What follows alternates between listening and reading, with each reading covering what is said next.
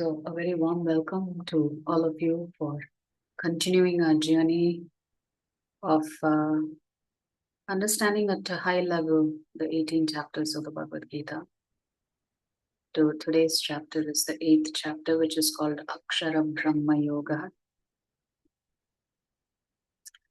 But before we begin chapter 8, we'll just do a quick review of chapter 7. Chapter 7 was titled Knowledge of the Absolute. Here, the word absolute means the Supreme Personality of Godhead. Absolute means he is the absolute controller, absolute enjoyer. There's nobody beyond him. Therefore, he is called absolute. So you get a brief introduction to who Krishna is in the 7th chapter. And to learn about Krishna, Krishna says that journey begins with hearing. And attentive hearing can ultimately lead us to Krishna Prema, or learning how to love Krishna, which is the goal of all of the Jivatma's life. So how do you develop devotion to Krishna? Since this section is the beginning of Bhakti Yoga, in order to perform Bhakti Yoga, first you need to have knowledge about who the Supreme Lord is, and then begin our journey from there. So it was Einstein who said, anybody who practices religion without understanding the philosophy can end up being a sentimental fool or a fanatic.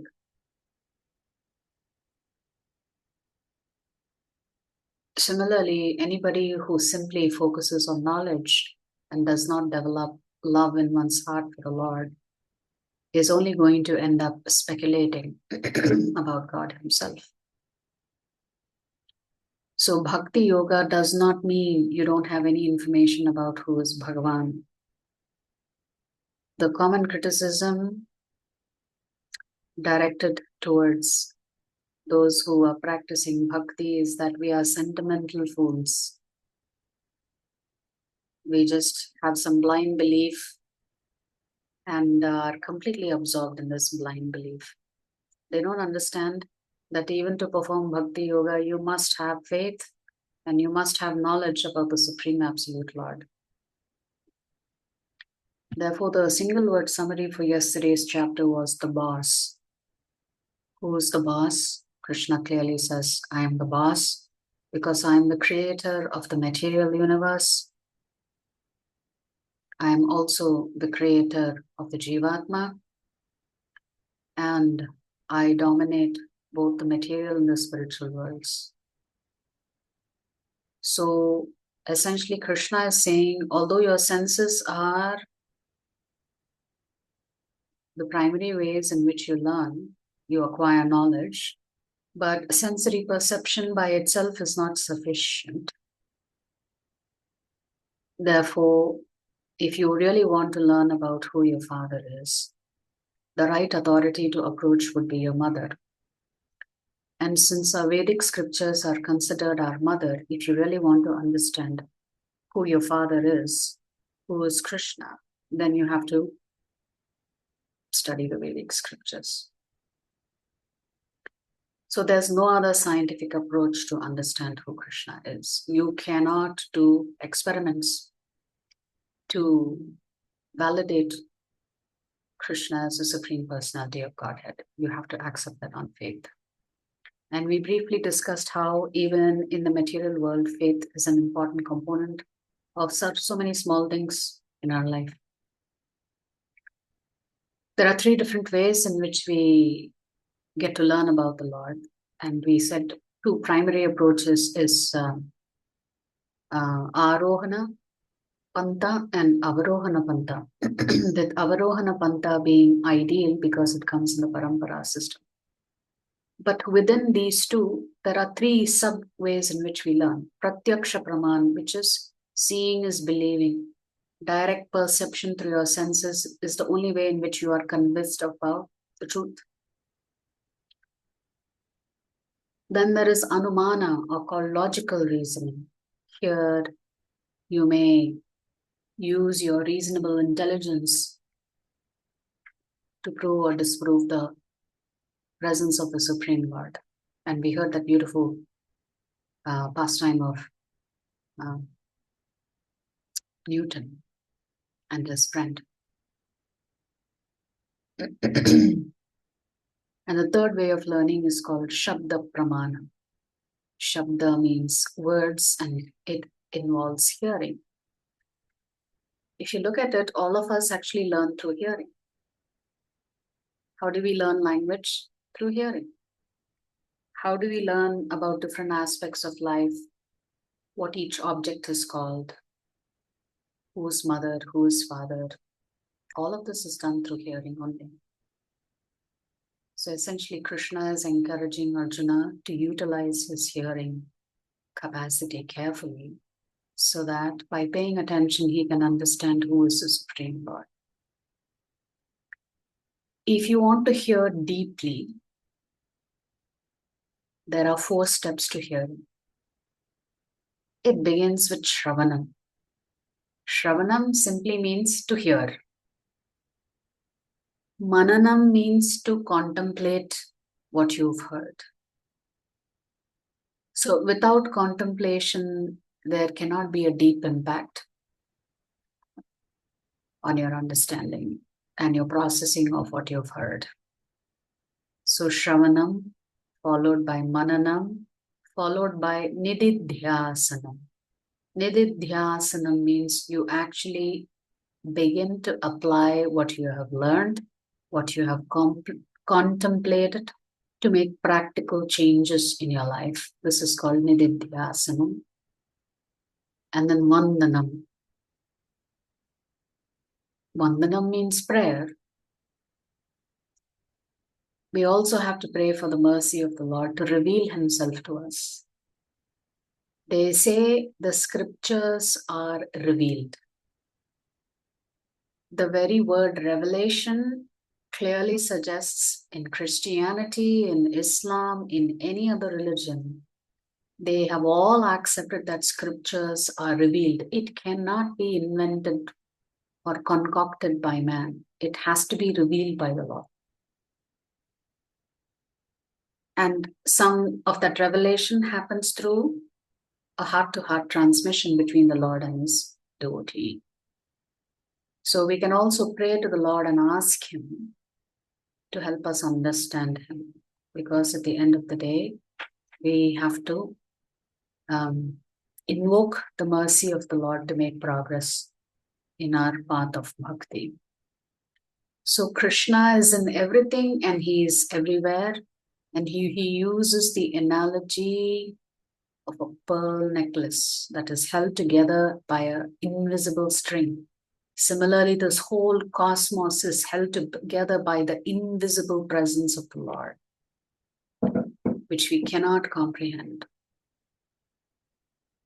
So, just like the thread is not seen in the pearl necklace, the Lord is not seen by an immature person.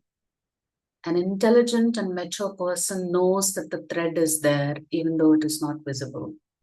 Similarly, a spiritually intelligent and mature person knows that the Lord is there, even though he may not be apparently visible to our ordinary eyes. Our dear Srila Prabhupada's spiritual master, His Divine Grace Bhakti Siddhanta Saraswati Thakur, once was giving a class on Srimad Bhagavatam in the morning inside the temple hall.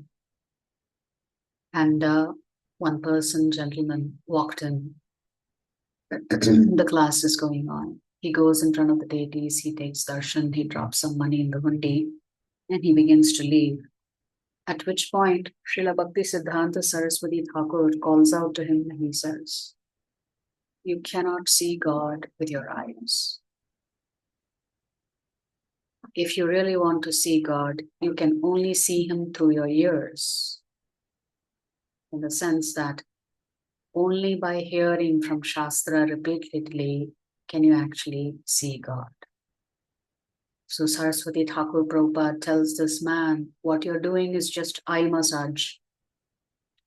Momentarily you're seeing the deities on the altar and you think you're seeing the Lord, but you're really not seeing the Lord, because the Lord can only be understood and seen and perceived through hearing.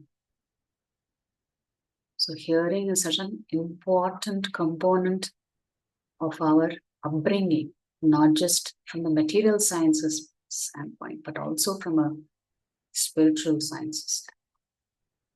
So the Lord is the source of everything that exists. That is Lord Krishna's position. Yeah?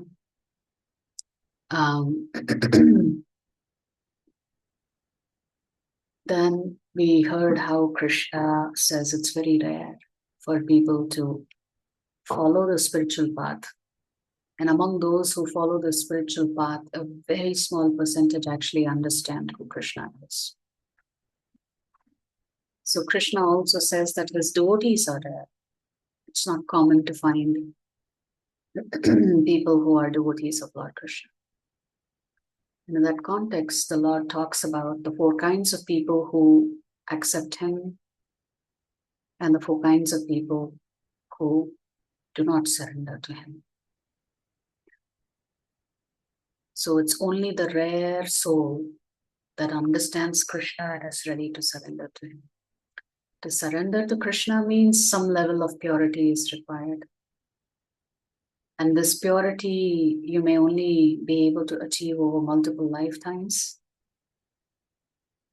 And hence Krishna was saying, the people who do not surrender to him are those who are just engrossed in hard work.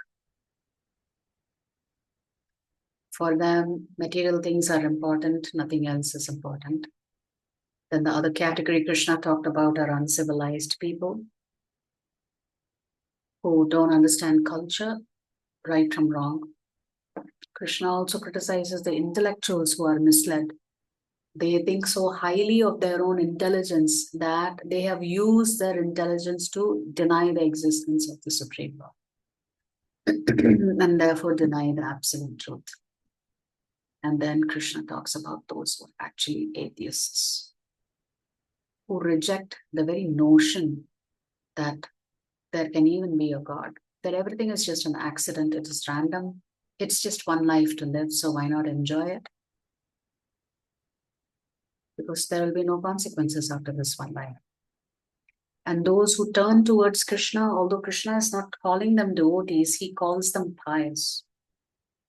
Those who are distressed, who want Krishna's intervention in their life, those who are seeking success, who may desire wealth and other things, those who are genuinely inquisitive, and those who are actually searching for the Supreme Lord.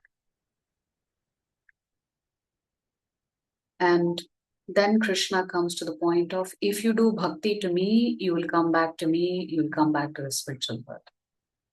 If you instead worship the demigods, what they have to offer you is very temporary and fleeting.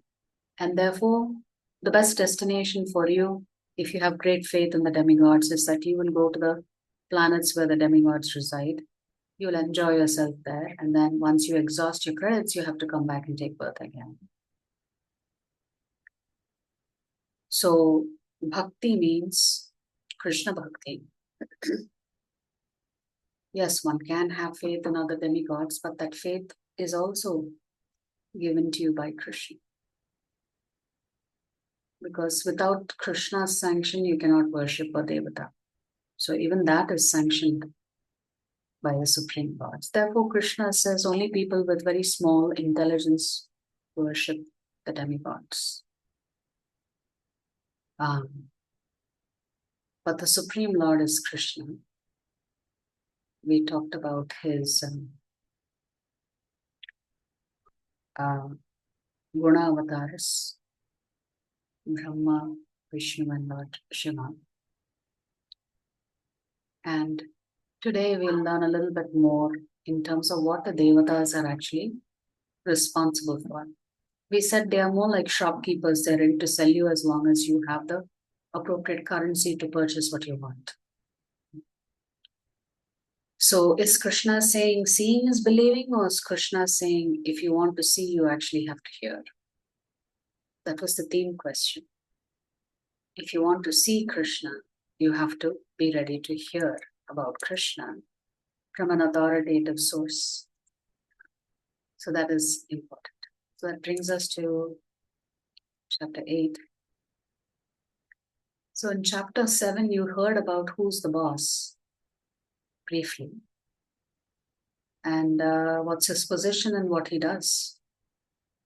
This boss that we call Krishna. Now, typically, if you go for a job interview, you are interested in a few things. Who's going to be your boss? Who are you reporting to? What kind of boss are you going to have? Is he going to give you the freedom? Is he going to micromanage you? Is he strict? Is he compassionate? Is he merciful? Is he revengeful? You do try to sense what kind of boss you will be reporting to when you go for an interview. The other things you're interested in is what is the pay package? What are the additional benefits that the boss and the company are likely to give you? Only then you actually take a call on whether you want to join that particular job or not. Similarly, Krishna has offered Arjuna a job in chapter 3 by saying, come work for me because work has to be done. You will benefit if you work for me. Only now Krishna is answering the benefits of working for him. He has told about what kind of boss he is, which he will elaborate a little bit more in all of the chapters in the middle section. In today's chapter, Krishna is going to talk about the benefits that he gives. So typically in a job, we also look at what is the health insurance policy that a company gives. How much do we have to pay out of pocket and how much does the company contribute to cover you and your family members and your loved ones for health insurance. Krishna is going to talk about spiritual insurance here. The death benefits. What happens when you die? How can you guarantee that you go back to Krishna? So if you want to purchase an insurance policy that assures you that you will go back to Krishna at the time of death, then you need to hear what Krishna says today about death. Now, so chapter 8 has 4 sections. There are certain terms that Krishna has used in chapter 7. And Arjuna wants to know the definition of those terms. So there are 8 terms that Krishna has used. And 7 of those 8 questions, Krishna answers very rapidly. And the last question Arjuna asked is about, hey, you told me I'm supposed to remember you at the time of death. So please tell me how I can remember you at the time of death. So the entire 8th chapter, besides Krishna answering those 7 questions, Krishna actually focuses on Arjuna's 8th question, which is, remember, we said the single rule in bhakti is we should always remember Krishna and we should never forget him. So if we have to always remember Krishna, then we should also remember Krishna at the time we die. So Arjuna wants to know, how is that possible? What do we need to do to think of Krishna at the time of death? Because death is the final exam for us. If we pass the test, we go back to Krishna. If we fail the test, we have to take birth again. Therefore, to pass the test, you have to do pure devotion. You know, today I was reading Srimad Bhagavatam, Canto 3. I mentioned in one of the classes there is a detailed explanation of the process of conception. like 3 days after conception, how does conception start? What happens on the 3rd day? What happens on the 5th day? What happens in the 3rd month? What happens in the 5th month? Which organs are developing? Which senses are developing?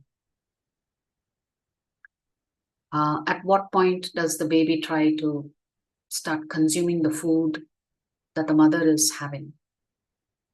There is a detailed description of this where Lord Kapila is describing the process of conception to birth to his mother Devahuti. And it's a fascinating explanation of the biological development of a child within the womb. And in a set of shlokas, Lord Kapila tells his mother, when the child is packed within the womb, it is surrounded by urine and stool. And within urine and stool, there are a lot of worms. And these worms are always disturbing the child within the womb. And the child feels a great deal of discomfort. And it is in so much pain, it falls asleep because of that pain. And at some point, the child, I think in the 7th month, the child remembers all of its 100 previous births. And the child is begging the Lord to say, please release me. I made a mistake by taking birth again. I'm trapped in this horrible place within the womb. How can I get release? Because my dear Lord, I know the minute I come out, I am going to be enveloped by your Maya potency. And again, I'm going to forget. Better I stay within the womb. Because the minute I come out of the womb, what will happen? Mother will fawn over me. Father will, all relatives will come around. And pretty soon I will experience their love. And pretty soon I will forget you. So actually, the child within the womb is crying out to the Supreme Lord saying, I did a terrible mistake by wanting to take birth. So birth itself is such a painful process. Lord Kapila describes to his mother that as the child comes out of the cervix of the mother, the child experiences so much pain. There is so much pressure on the brain of the child that it actually goes unconscious. So similarly, our scriptures say that death is also a very painful process. And the description used is that the body, imagine one scorpion biting you. Now death is equivalent of like more than 1,000 scorpions biting you simultaneously. So both birth and death are very painful processes for a Jivatma. So here are the questions that Arjuna is asking. The 8 questions. Adhiyajñah katham kotra dehesmin madhusudana prayanakale cha katham geyo siniyatatmabhihi. Who is the Lord of sacrifice? And how does he live in the body, O Madhusudana? And how can those engaged in devotional service know you at the time of death? So, fundamentally, Arjuna's question is about death. As we mentioned, Krishna very rapidly answers his other queries and then focuses the rest of the chapter on this death. So in chapter 7, the Lord has told us who we should worship, how we should worship, and why we should worship him as opposed to the Devatas. So Krishna has also said clearly that if you do bhakti yoga, you will come back to him. Now the question is, how do we go back to Krishna? Because that's our final test at the time of death. How do we guarantee for ourselves that we go back to Krishna? Is bhakti really sufficient for us to take us back to Krishna? So, how to remember Krishna at the time of death? Normally, we ask why questions and what questions. Very rarely do we ask how questions. But Arjuna is concerned because his future is dependent on him understanding this process. So he is asking a very deep question. So it's not a mundane question that Arjuna is asking.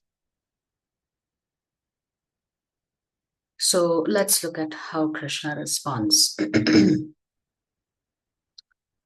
So in 8.5, Krishna is saying, Antakale cha mameva smaran muktva kalevaram yaf prayati samadbhavam yati nastyatra samshayah.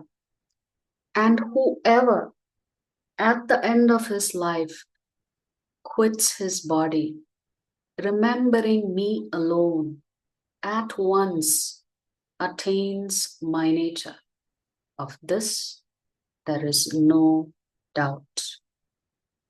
So what is Krishna saying? Whoever remembers Krishna at the time that the soul exits the body, Krishna says, without a doubt, they will come back to me. You don't need to worry about this at all. But is it that easy to remember Krishna at the time of death? So if we don't practice remembering Krishna throughout our life, it will not be easy for us to remember Krishna at the time of death. Hence, Krishna is giving us the instruction, always remember me, never forget me. We can only do that if we practice remembering Krishna. And that practice begins with a very simple process. Hare Krishna, Krishna Krishna, Hare Hare, Hare Rama, Rama Rama, Hare. So if your mind has to be absorbed in Krishna, which is what Krishna said in 7.1, simply by hearing, you reach that ultimate goal where your mind is completely dovetailed with Krishna. And that process begins with japa, and the process also continues with shravanam, reading and hearing shastra, and engaging all your senses in the service of the Lord. So it is said that a soldier practices every day because he does not know when the war is going to come. If at all it is going to come also, he does not know. So the soldier cannot be ready the day the war is announced, because even the war comes unannounced. So soldiers practice every day of their lives.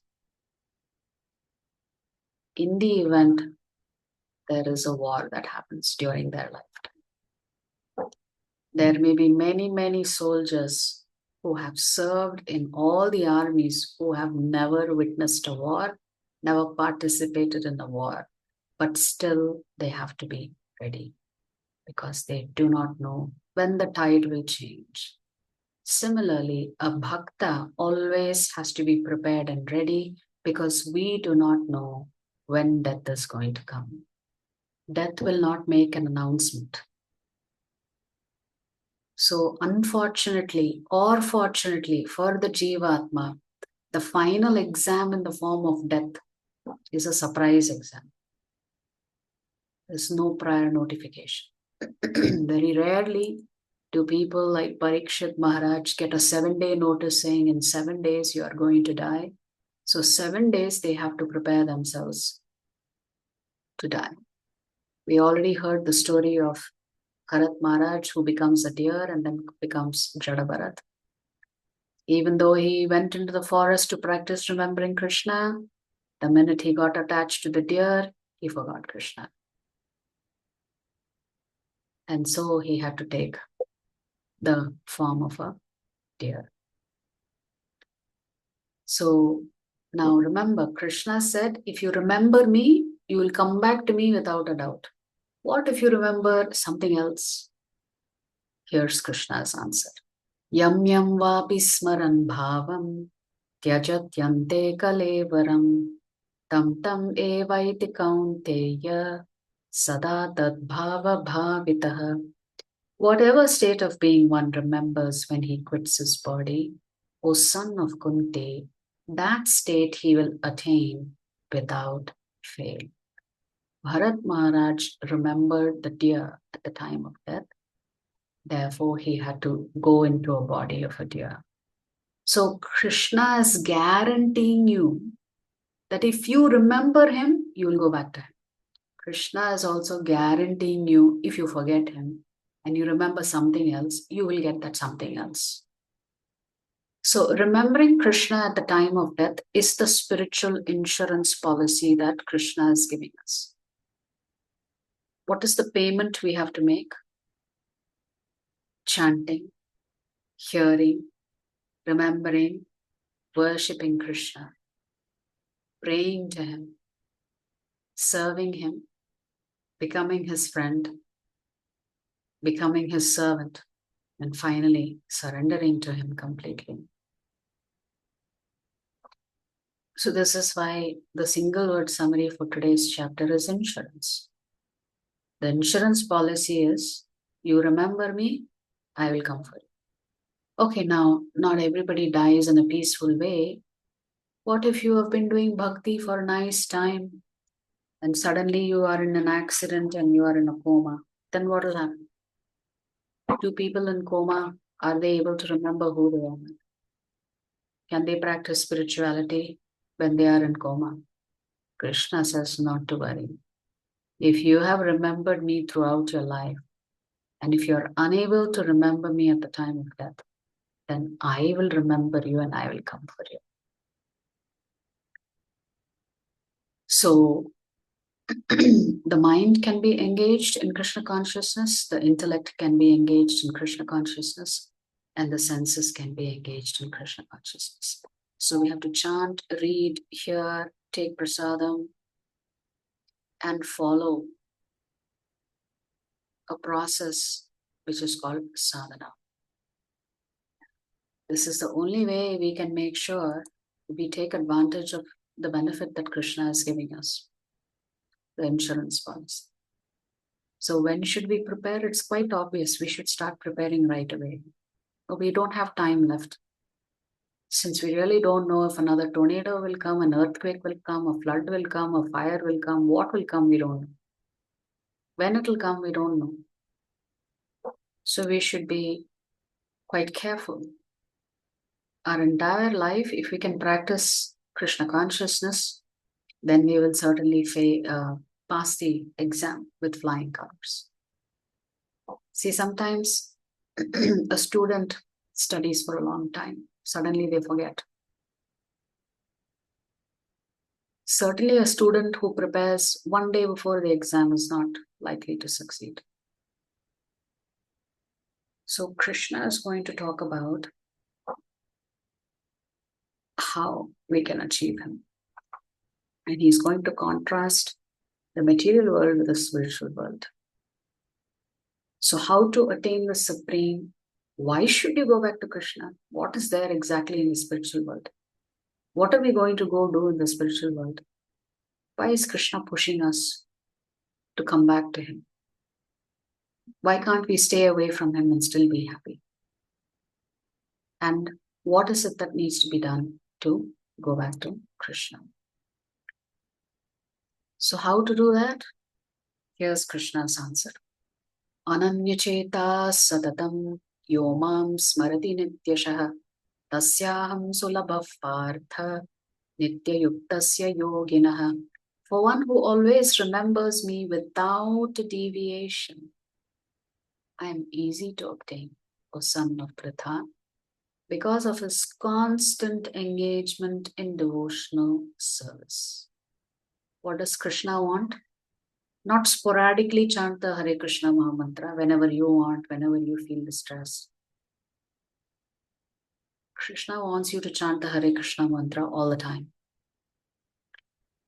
And how so? Without deviation. Your mind should be fixed on Krishna.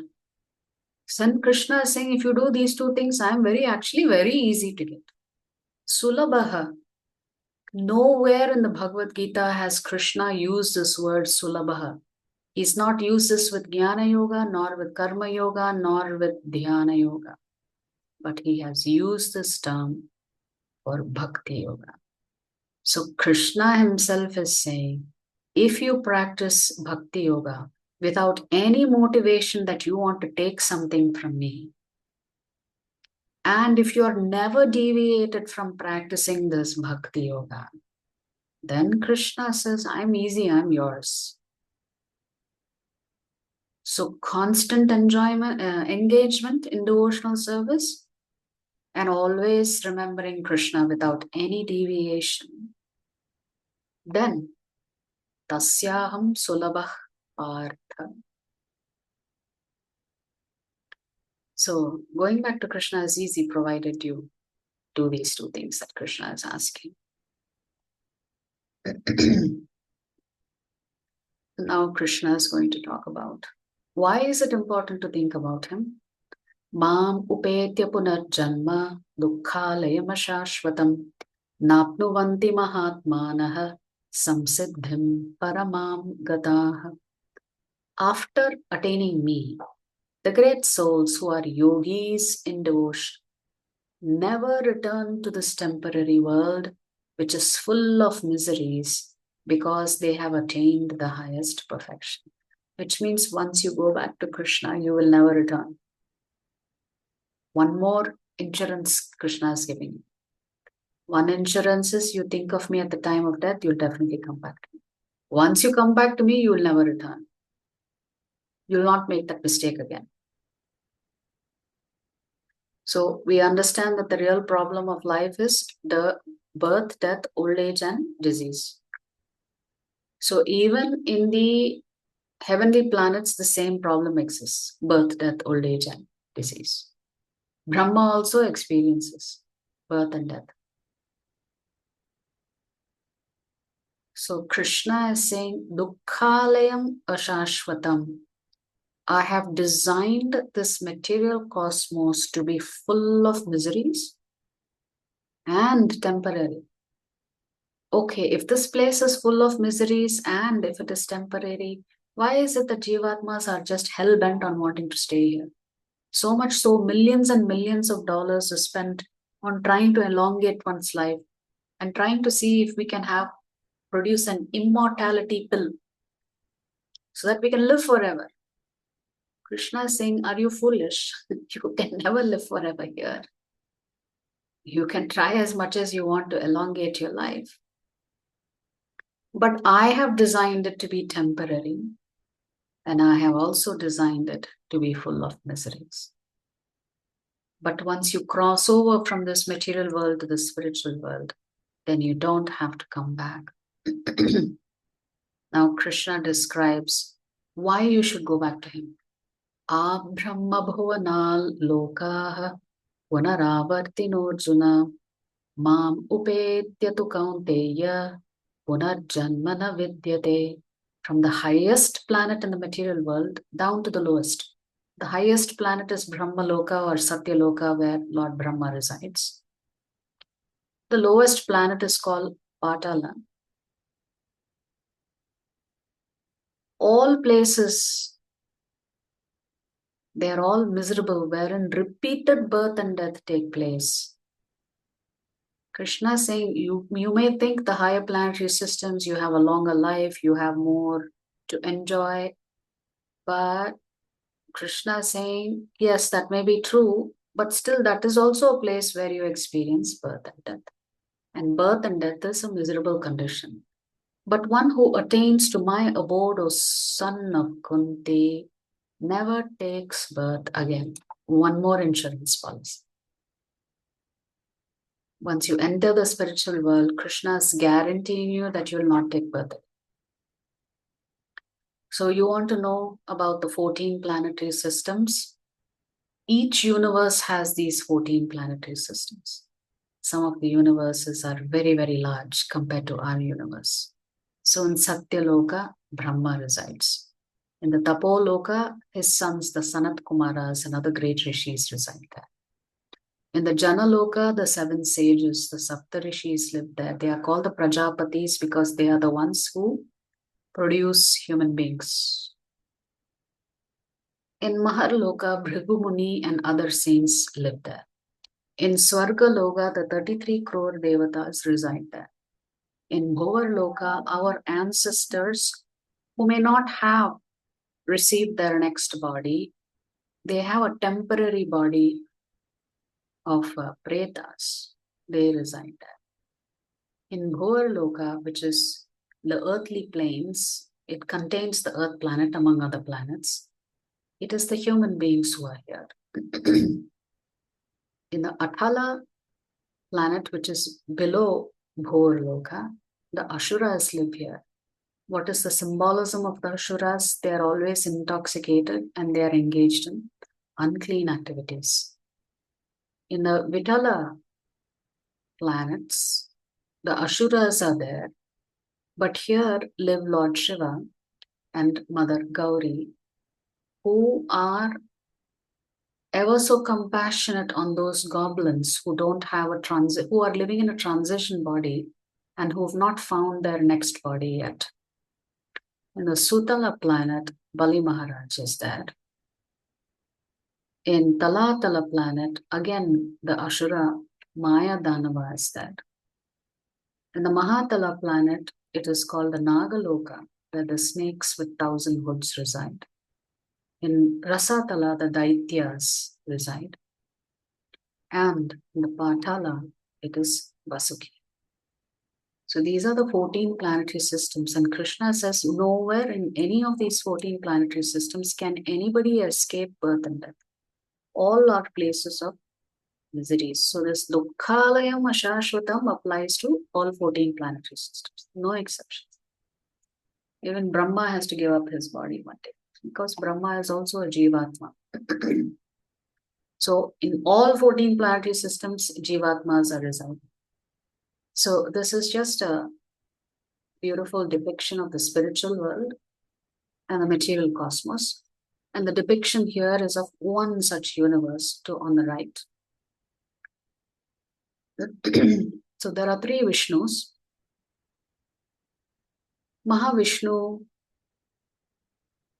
who is also known as Karano Dakshayi Vishnu, the cause of all of the planets and all of the universes to appear. When he breathes out, all of the planets and universes come out from his skin pores.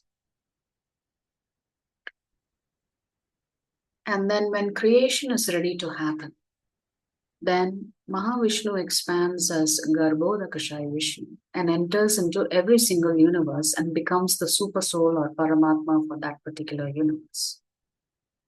It is on this Garbhodakashayi Vishnu that within each universe, each Garbhodakashayi Vishnu will have a lotus emanating from their abdomen, and there will be a Brahma appearing on top of that lotus. So you can see that the lotus stem is all the way coming from Garbhodakashayi Vishnu's navel all the way up.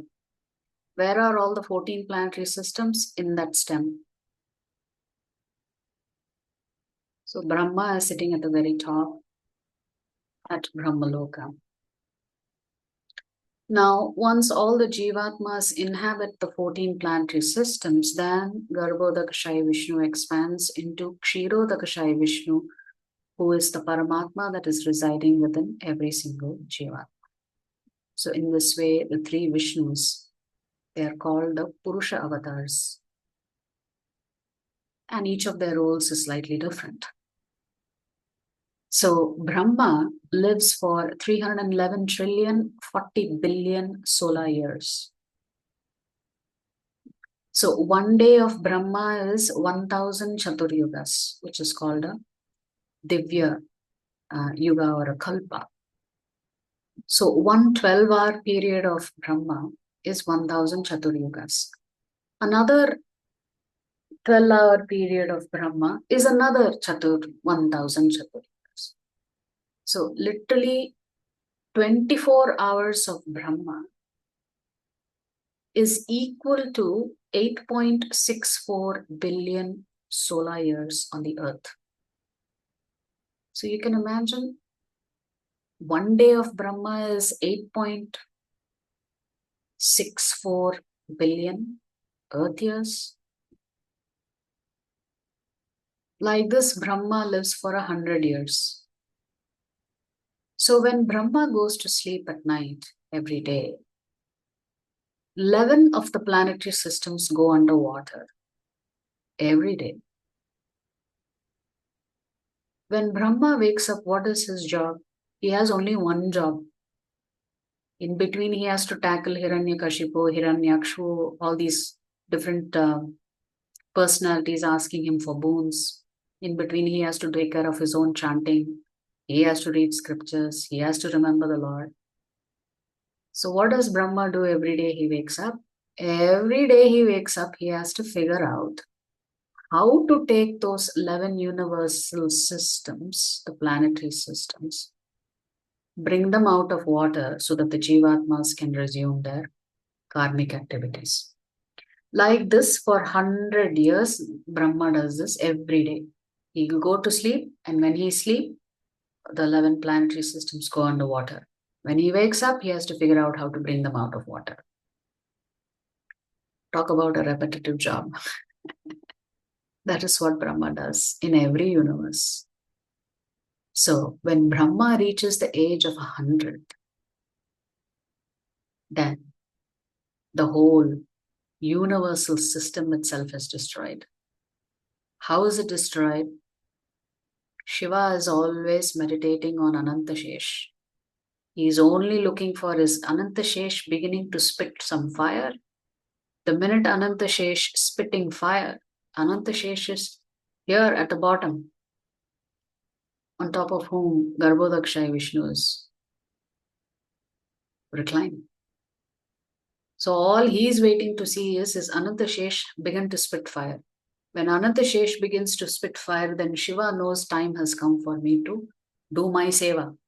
Until then, Shiva is supposed to just meditate, meditate, meditate, meditate, meditate.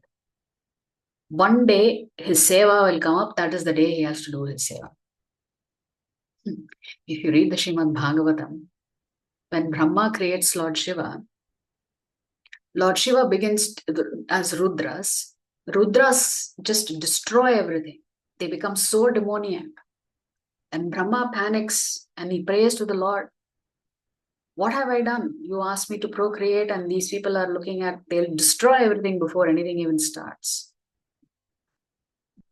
At that time, with the help of the Lord, Lord Brahma instructs Lord Shiva, your seva has not started. You go do some penance. Meditate on the Lord. The Lord will tell you when your seva is required. At that time, you destroy. So until then, Shiva has to meditate, meditate, meditate, meditate, meditate. Until one day, his seva has come up and he has to destroy the universe. It's beautifully explained in Bhagavatam. Why Shiva is meditating all the time. Because if he doesn't meditate, he will disrupt the entire universe before time. And it is not time for his seva yet.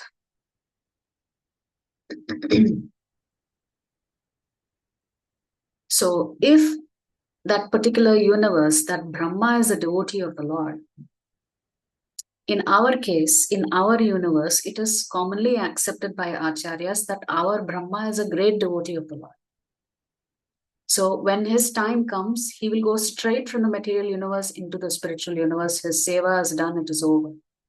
However, if there is a Brahma who is not a pure devotee of the Lord, then somebody else, some other Jivatma who's led 100 lifetimes of a perfect life will occupy that position of Brahma. So these posts, Brahma, Indra, Ganesha, all of these are the names of the posts, not the name of the personality. If you read the Bhagavatam, you will find out some of the names of these personalities. So Brahma, Indra, Surya, Chandra, all of these are the names of posts. How do you know that? Because there is a diagram that tells you what each one of them does, what's their portfolio. So anyway, Krishna is saying, why do you want to be stuck in this material world? It's a vicious cycle. So what is happening in the spiritual world? Krishna is describing the spiritual world here. Avyaktoksara ityuktaha tamahuh paramam gatim yam prapyana nivartante tadhama paramam mama. That which the Vedantas describe as unmanifest and infallible, that which is known as the supreme destination, that place from which, having attained it, one never returns, that is my supreme abode. Krishna is saying, the Vedas state this, the Vedantists also know this. First of all, the spiritual world always existed, so it is unmanifest, which means nobody knows. There's no creation, it was always there. That spiritual world is infallible, which means it's perfect. Everybody knows that that is the ultimate destination for the Jivatma. Therefore, it is a supreme destination.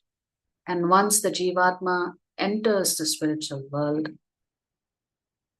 he never returns, because that is where I reside. So Krishna has described that the material world as dukkhalaya mashashvatam. Now he's contrasting that to the spiritual world, how it is eternal, it is infallible, it always exists, and there's nothing but Satchidananda in the spiritual world. And Krishna is saying, Tadhama paramam mama, that's my residence. So once the Jivatma enters Krishna's residence, there's no need for them to come back. So spirituality often is misunderstood in our culture, and especially in Abrahamic cultures, to be the attainment of heaven. In Vedic culture, heaven is equivalent to Svargaloka. It is not equivalent to the spiritual world. The Jivatma's goal is not to go to Svargaloka. The Jivatma's goal is to go back to the spiritual world. Because Svargaloka is also within this material world, and it will get destroyed at the end. So how do you remember Krishna? Is by performing pure devotion. The first way you can do it, we said, is to chant, is to hear, is to change your food habits where you offer bhoga to the Lord. Simply worship Tulasi Devi every day, because Tulasi Devi is very dear to the Lord. So anybody who worships Tulasi Devi automatically wins over the Lord's heart. So Krishna is saying here, Vedeshu yajneshu tapassu chaiva daneshu yat punya phalam pradishtam atyeti tassarvam idam viditva yogi param sthanam upaiti chadyam. A person who accepts the path of devotional service is not bereft of the results derived from studying the Vedas, performing sacrifices, undergoing austerities, giving charity, or pursuing philosophical and fruitive activities. Simply by performing devotional service, he attains all these, and at the end he reaches the supreme eternal abode. So Krishna is categorically stating here, you don't have to study the Vedas separately. You don't have to do big yajnas. You don't have to do extreme tapasya. You don't have to do extreme charity. You don't have to pursue the philosophical path. You don't have to even become a karma yogi. Simply if you do bhakti yoga, you get the credit for all of the other paths. That means bhakti yoga is all encompassing. Bhakti yoga includes jnana yoga. Bhakti yoga includes dhyana yoga. Bhakti yoga includes karma yoga. Therefore, bhakti yoga is the topmost. Simply by performing bhakti yoga, you get the benefits of performing all other processes. So, therefore, when we are worshipping Krishna, our mood should not be, what can Krishna give me? If he gives me, then I will worship. So Krishna is saying you should have zero motive when you come to him. Okay, it is better to go to Krishna than to the Devatas, even if you have motives. But pure devotion is what Krishna is asking from you. Pure devotion means anya bilashita shunyam. Anya abhilasha shunyam. You should have no other desire. Other desire should be zero. Even you should not seek jnana yoga or karma yoga. Your sole desire should be unmotivated, uninterrupted, loving devotional service of Krishna. This is what Krishna defines as pure devotion. Which means you derive great joy by serving Krishna. You are not asking anything from Krishna in return. You just want an opportunity to serve him. Anukulyena Krishnaya Shilanam Bhakti Uttamam, which means you have pure love for the Lord. We talked about Nishkama Karma Yoga. Nishkama Karma Yoga is devotion in the mode of Sattva-guna. Krishna accepts that, but that is not good enough for Krishna. Krishna wants you to do pure devotion, which goes beyond Sattva-guna and comes to the state called Shuddha Sattva state. That is what Krishna wants from you and me, that we should perform pure devotional service. We should have no other desires in our heart. Because we have faith in Krishna, that Krishna will protect us, he will guide us, he will take care of us. We need not open our mouth and ask Krishna for anything. Because the minute you learn to do pure devotional service, Krishna will automatically take care of you. So independently, you don't have to wonder, is Krishna going to take care of me or not? Should I pray to him for wealth? Should I pray to him for good health? Should I pray? For all kinds of things? You don't have to. You just have to surrender to Krishna. Which is the ultimate conclusion of the Bhagavad Gita, which we will learn more about in chapter 18. So the essence of today's chapter is Krishna promises you 3-4 times in this chapter that if you perform pure devotional service and if you practice remembering Krishna now, he will take you back at the time of death. Even then your mind will be absorbed in Krishna. Therefore, going back to Krishna, Krishna's guaranteeing you, provided that you follow the simple steps of always remembering Krishna and never forgetting Krishna.